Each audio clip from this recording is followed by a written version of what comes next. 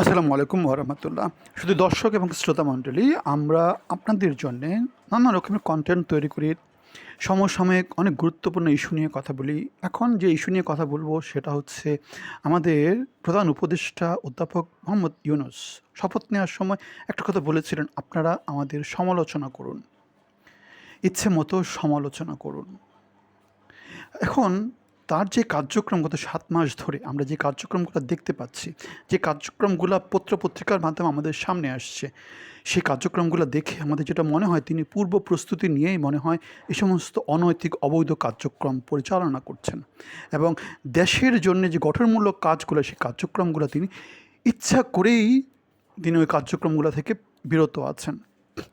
উপদেষ্টা পরিষদ যেভাবে তৈরি করেছেন সেখানে আমাদের একটা কোশ্চেন ছিল, তিনি ইচ্ছে করে ওই কাজটা করেছেন। তিনি তার গ্রামীণ ব্যাংকের যে কর সেটা যে মওকুফ করে নিয়েছেন সেটা তিনি ইচ্ছে করে করেছেন।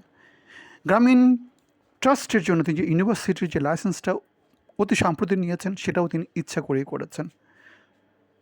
সো এই কাজগুলা দেখে অথবা তিনি আরেকটা কথা বলেছেন, বাংলাদেশকে এখন যুদ্ধ পরিস্থিতিতে বাংলাদেশ আছে, আমরা শঙ্কিত হচ্ছি,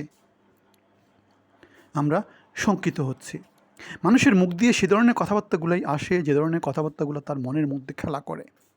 সো ডক্টর মোহাম্মদ ইউনূস ৭ মাস আগে যখন ক্ষমতা নিয়েছিলেন তখন তিনি যেহেতু এ কথাগুলো বলেছেন, তখন আমরা বুঝে নিতে পারি তিনি হয়তোবা পূর্ব প্রস্তুতি নিয়েই এমন এমন কাজ করার জন্য তিনি ক্ষমতা নিয়েছেন। দেশের মধ্যে যে মপতন্ত্র তৈরি হয়েছে, দেশের সংস্কারের যে মূল্য দেখিয়ে তিনি যে অসংস্কৃতি মানে লুটপাটের যে নতুন রাজত্ব তৈরি করেছেন, গ্রামীণ কেন্দ্রিক একটা শাসন ব্যবস্থা তৈরি করেছেন, চিটাগাং কেন্দ্রিক শাসন ব্যবস্থা তৈরি করেছেন, এনজিও কেন্দ্রিক শাসন ব্যবস্থা তৈরি করেছেন,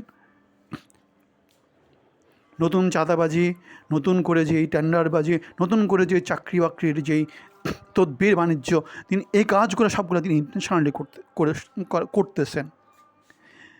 সো আমরা যে পয়েন্টটা তুলিয়ে নিয়ে আসছি সেখানে যদি আপনাদের কোনো পয়েন্ট কথা থাকে আপনাদের আমাদের মন্তব্যে জানাবেন। ভালো থাকবেন, ধন্যবাদ।